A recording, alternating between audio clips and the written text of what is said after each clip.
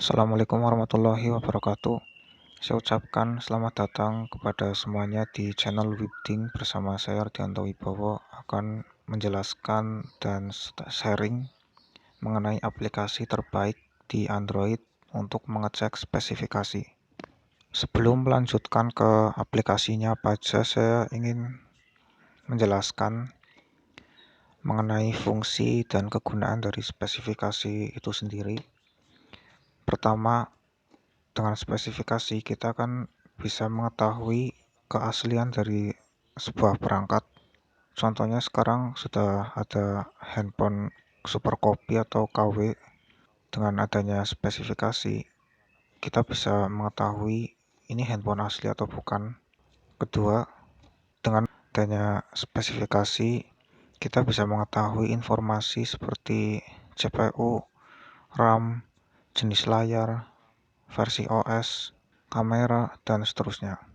Ketiga, kita bisa mengetahui kecepatan dari prosesor itu sendiri atau kecepatan dari memori, seberapa cepat dia membaca, ada read dan write-nya. Kemudian dengan spesifikasi kita bisa mengetahui kapasitas RAM yang tersisa, kemudian memori internal, memori eksternal, dan kondisi dari perangkat itu sendiri, seperti suhunya, atau mungkin baterai, apakah health-nya masih. Keempat, yaitu memudahkan CS atau developer untuk fix error pada perangkat kita. Saya akan berikan satu contoh. Misal saya pergi ke tempat servis, kemudian saya bilang, handphone saya kok nge-lag banget ya, buka aplikasi lama. Kemudian si CS pasti akan menjawab dengan berbagai macam solusi, yang pertama, kedua, ketiga, dan seterusnya. Berbeda jawabannya jika kita bilang ke CS seperti ini, handphone saya CPU-nya ABC dengan RAM 8 GB, memori internalnya 256 GB. Tapi kenapa ketika buka aplikasi kok lama banget ya? Si CS pun akan bisa langsung menjawabnya. Dia akan langsung cari tahu penyebabnya di mana. Bisa jadi karena software dari Android itu sendiri seperti ROM, atau mungkin hardware-nya yang bermasalah di situ. Dia kan bisa langsung bertindak. Berbeda jika kita tidak menyebutkan spesifikasi di handphone kita, pasti jawabannya kan bermacam-macam dan multi jawaban universal. Untuk cek spesifikasi di Android, saya telah sharing 3 aplikasi terbaik. Saya mulai dari nomor 3, yaitu CPU-Z. Kita langsung buka ke Play Store, kemudian cari CPU-Z. Ini adalah aplikasinya, di atas sendiri udah klik. CPU-Z, developernya adalah CPU ID. Oke, setelah itu kita langsung buka aplikasinya, klik buka. Pada tampilan awal kita akan menjumpai SoC yang berisi penjelasan mengenai prosesor yang kita pakai dan jenis GPU, Graphic Processing Unit, yaitu Adreno 510 dan prosesornya Snapdragon 650. Device menjelaskan mengenai handphone ini secara umum. Kemudian ke sistem, menjelaskan tentang sistem dari software Android ini, versi berapa.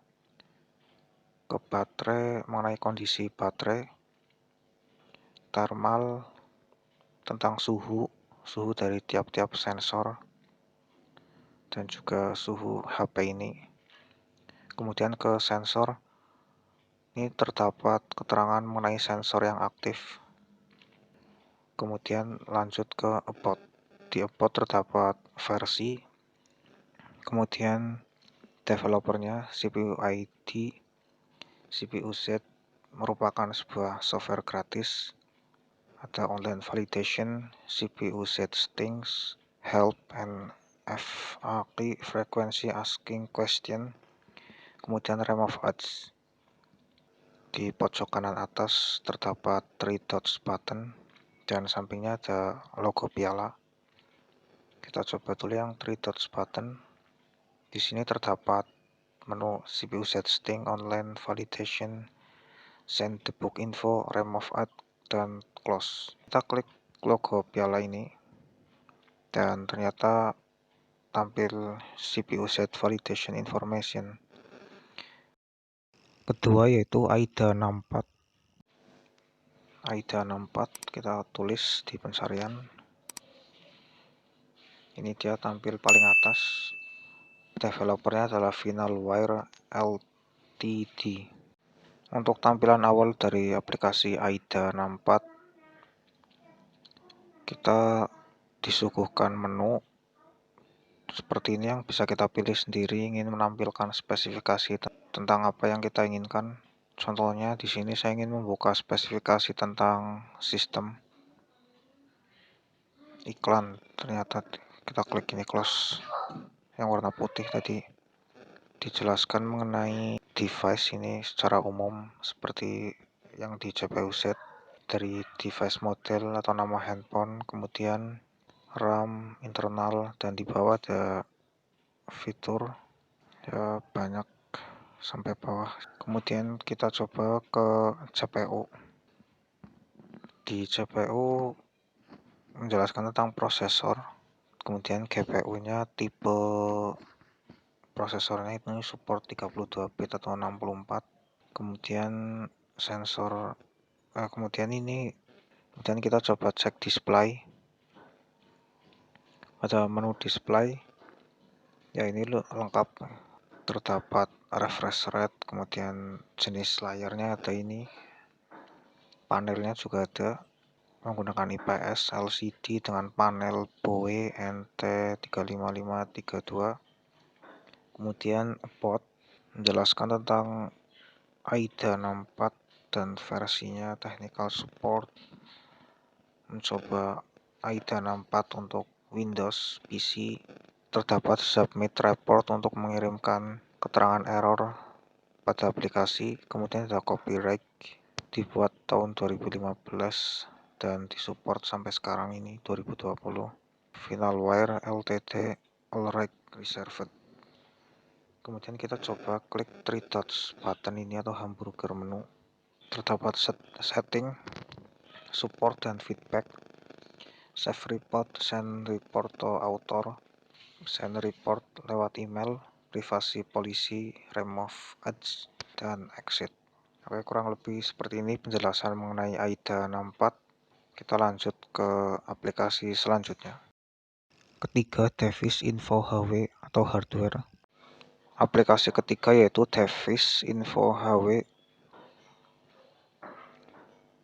Ya, paling atas sendiri ini developernya adalah Andrei Efremov. Kita buka saja aplikasinya. Dan ini adalah tampilan awal dari Device Info HW, di mana menampilkan tentang umum. Umum terdiri dari nama perangkat, resolusi, versi Android, kemudian ini ada jenis layar seperti di AIDA 64 yaitu panel.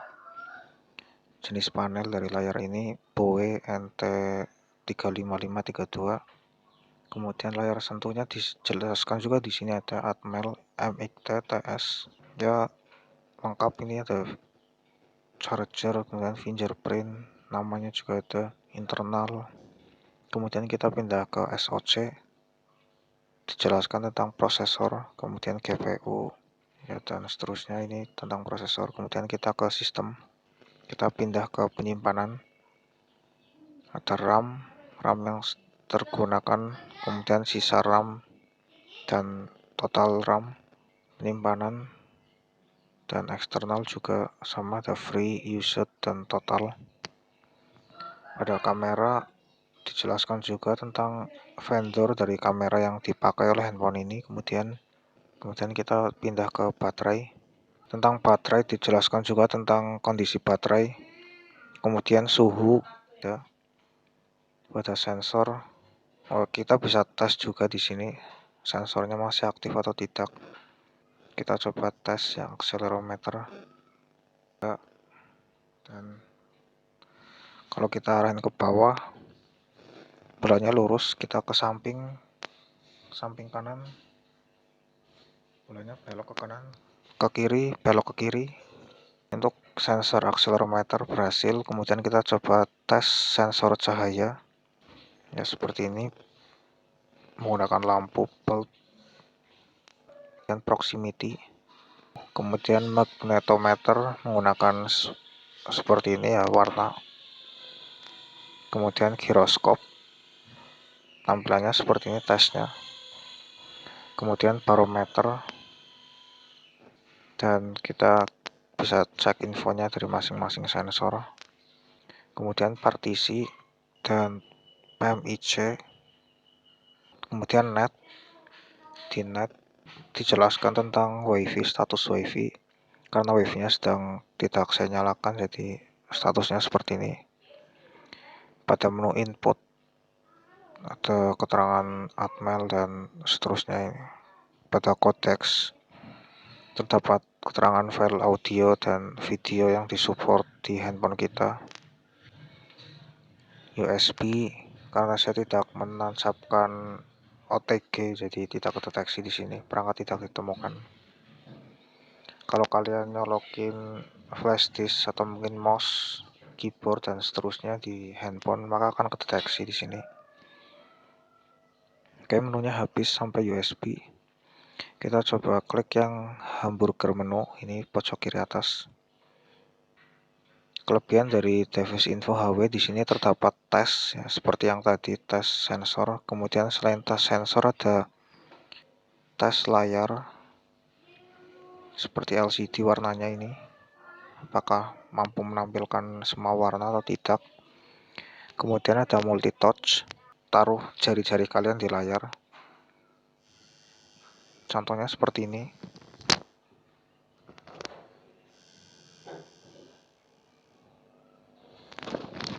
Kemudian gambar sentuhan untuk mengecek layar kalian, mungkin ada yang nggak berfungsi di bagian mana pojok atau terserah kalian, tinggal coret-coret saja samping sampai bawah dan kalian full coret-coret untuk mengecek kondisi layar ya. Ini untuk contoh jadi seperti ini aja dulu.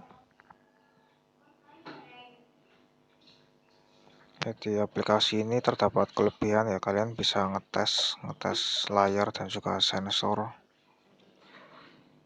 Itulah kenapa saya taruh aplikasi ini di bagian nomor 1. Selain mengecek info, di sini juga disediakan tes. Saya ucapkan terima kasih kepada semuanya. Mudah-mudahan video ini bermanfaat.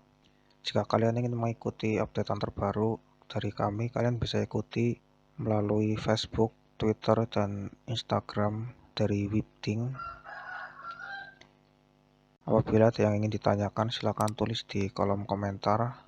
Sampai jumpa di video berikutnya.